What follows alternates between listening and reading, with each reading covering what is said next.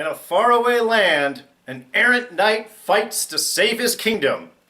But to fulfill the prophecy, he's going to need Dirk Gently. Brand new case, still no clue. It's the season premiere of Dirk Gently's Holistic Detective Agency. Season 2, Episode 1. Space Rabbit.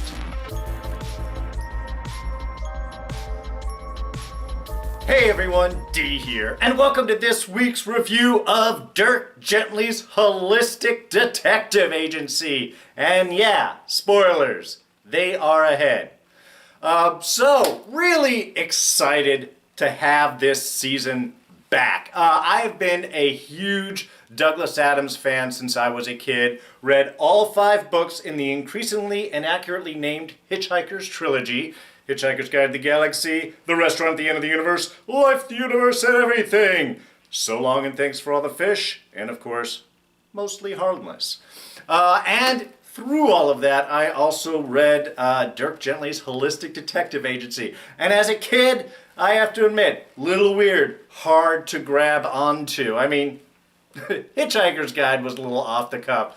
Dirk went even deeper. But it is a memory that stuck with me. So last year, when suddenly this show popped up out of nowhere, I instantly fell in love with it. It certainly took a little while to get into, and I don't think this season's going to be any different in that. It's going to take a couple of episodes to sort of wrap your mind around everything that is going on.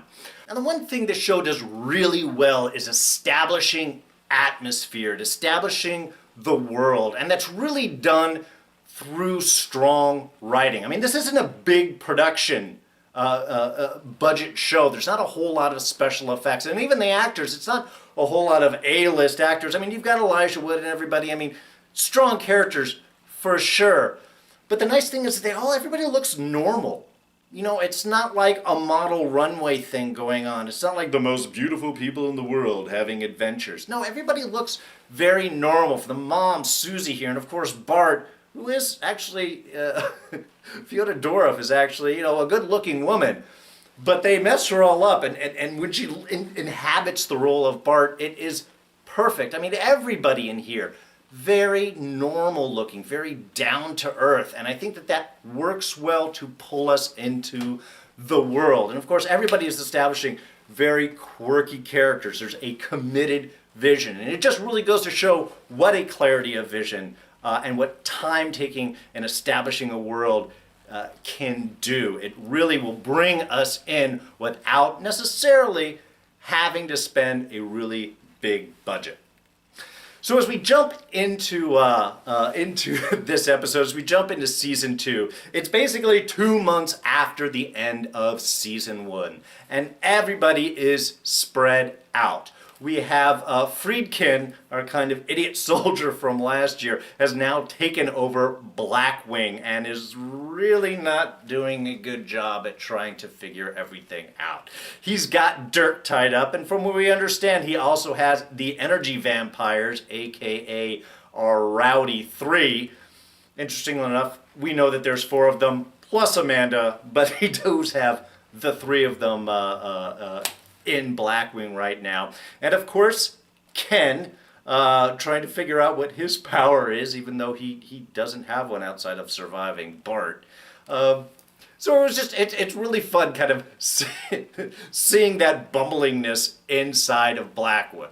So we've got Dirk and company in there. And out on the outside, we have the search for everyone in there. Primarily, we're talking about Todd Bronsman, Elijah Wood's character, still with Farah there, and suffering from his family illness. We saw that at the end of last season, how his lie of having had it just so he could get money from his folks, and they all went broke. So when his sister got it, he became very protective of her.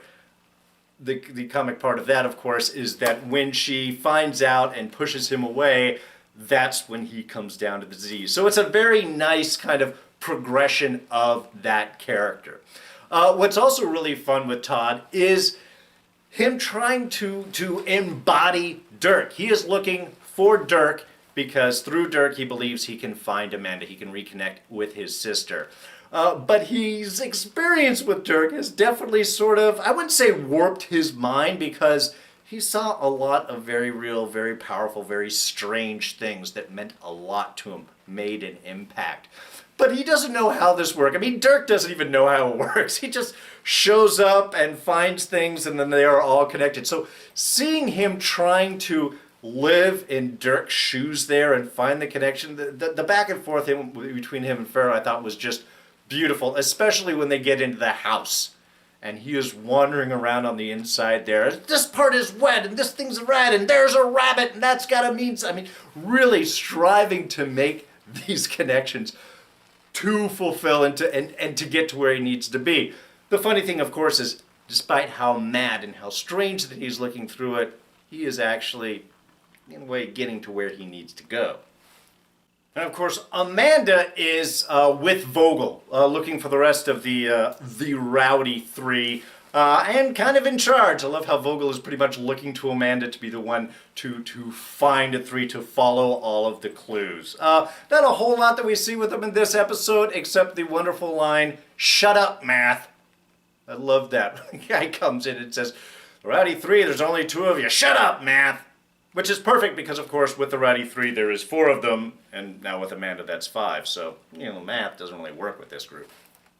Of course, we do have a new group of quirky characters that we do get to introduce to this episode. Will be joining us for the rest of the season. We've got the sheriff and his deputy.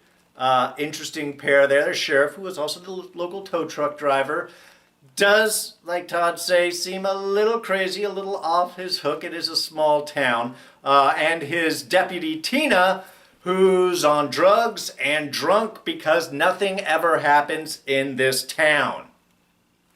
Well, that's not really going to be the case anymore, obviously, since when Todd left his pills on the side of the road, that led the sheriff to run a little bolo report and pulls up the definitely wanted Todd, Amanda, and Farah. So a lot of complications should be coming in.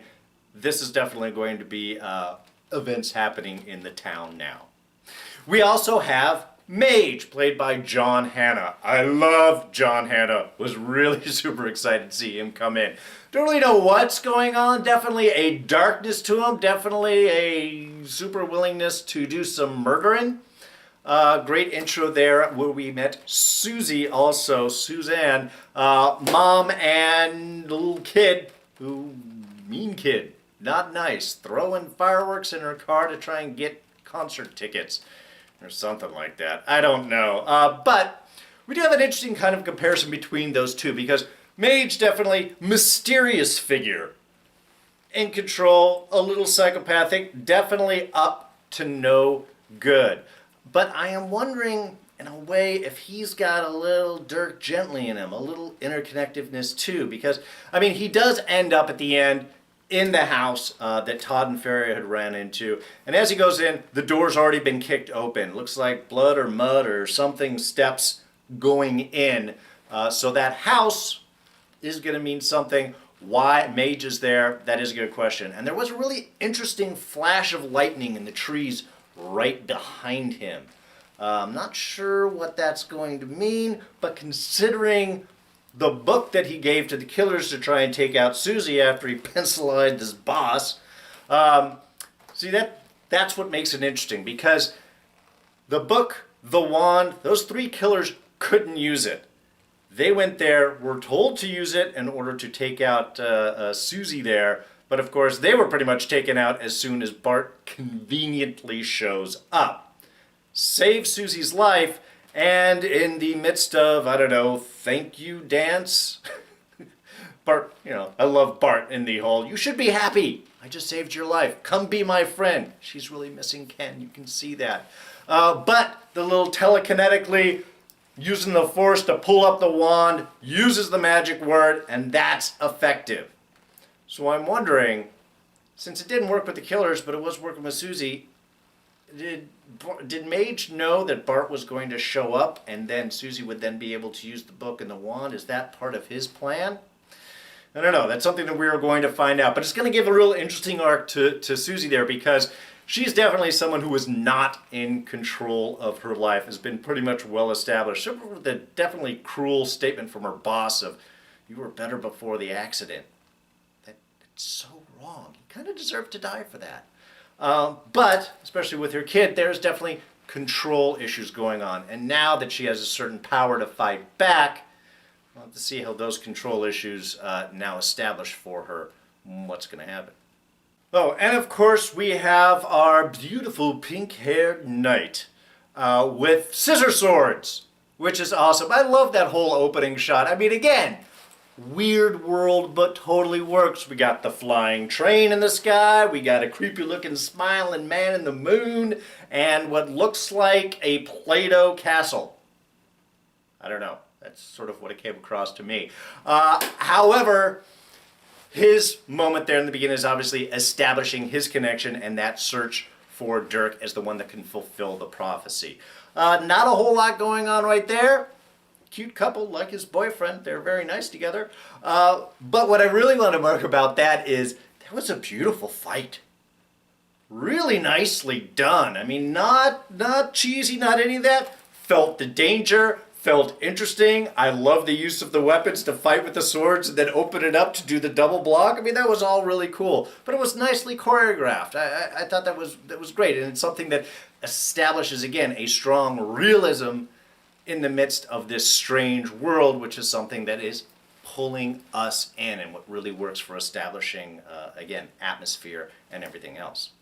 Now, of course, everybody is looking for Blackwing to track down Dirk and the Rowdy Three, but Blackwing seems to have disbanded, fallen apart after the end of last season. Now reconstituted by Friedkin, who, was clueless enough last year and now trying to dive into this strange world and Project Icarus and Bart and the energy vampires and all of that.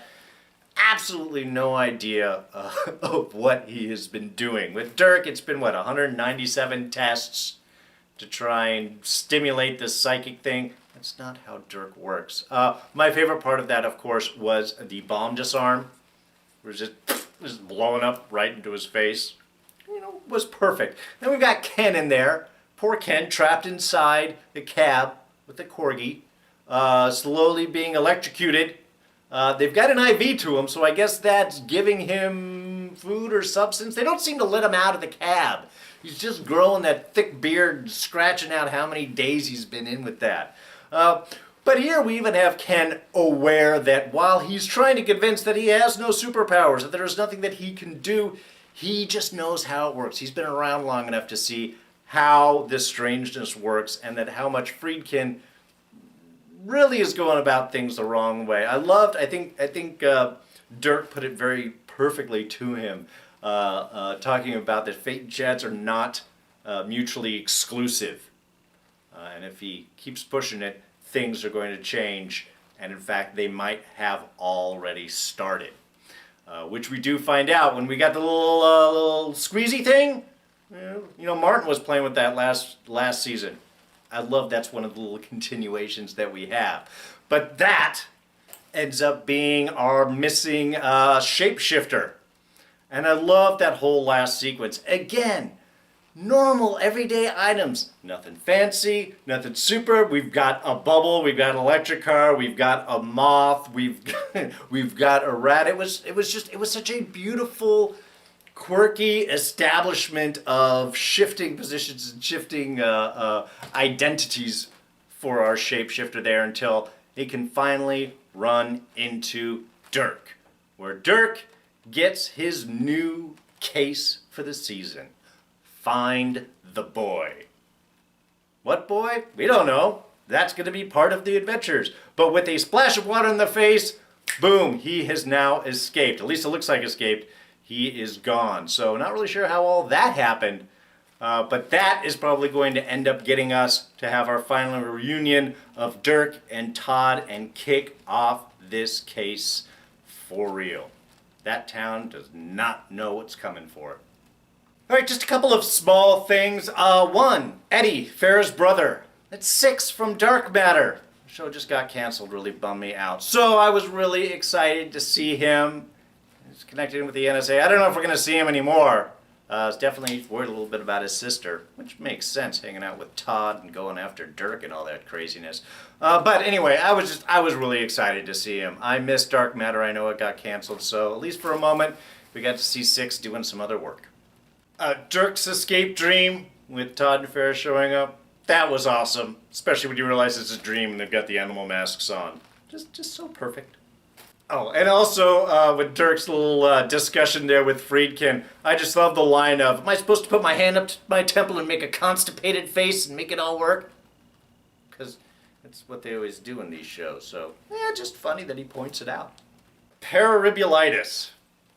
Man, that's gotta suck, right? Alright, well, I think that pretty much sums it up. This episode really just establishing things, reintroducing us into the characters, establishing where everybody is, and setting up the pieces for what is going to happen this season. So, again, not really a whole lot to cover, not really a whole lot to dig into, just an appreciation of the world that's been created, and very excited that we get to jump back into it. So, that's going to be it. If you did enjoy this review, please go ahead and hit that like button. Thoughts, ideas, and comments, throw those down right in the section below. What did you think of the episode? What quirkiness are you looking for? And who do you think the boy is? Thoughts, ideas? Throw those down. Let's get a conversation going. Now, you can always catch me on Twitter and Instagram. I am at Darren Jakes. Now, again, super excited about this show starting. We did just start Mr. Robot, and then of course we have The Walking Dead starting up next Sunday, and then Agents of S.H.I.E.L.D. in the beginning of December. So, you won't miss any of those if you're a subscriber. Quick and easy, go ahead and hit my face right here. And I will throw up our latest reviews for both Inhumans and Mr. Robot right there. You can check those out. Alright, so that's it for me. I'm D, and I'm out of here. Catch you guys next time. Bye-bye.